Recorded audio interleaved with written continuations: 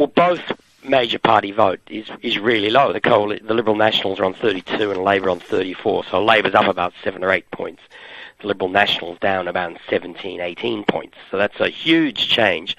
Now, we've got this big lump of voters called others.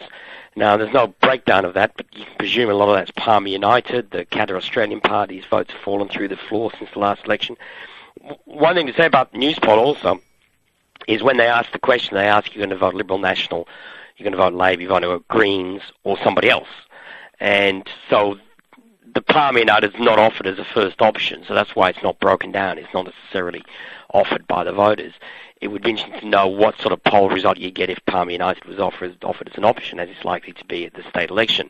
So on those numbers, I wouldn't bother too much about the two-party preferred. I think it's pretty meaningless.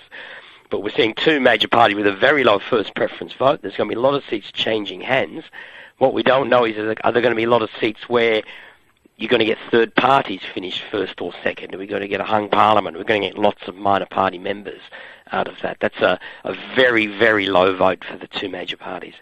Oh, I think we've got a real challenge to make the case to the people of Queensland that the changes that we've put in place over the last 2 years are now bearing results, and those results are certainly starting to be seen in things like crime figures that are down, some places 20%, hospitals that are working much better than they were before without any ambulance ramping, trains running on time, the debt coming down. All of those things are good news stories, and they don't make the grade in the normal daily media cycle, but we have to make the case to the people of Queensland that all of those things are because of the changes we've made over the last 2 years.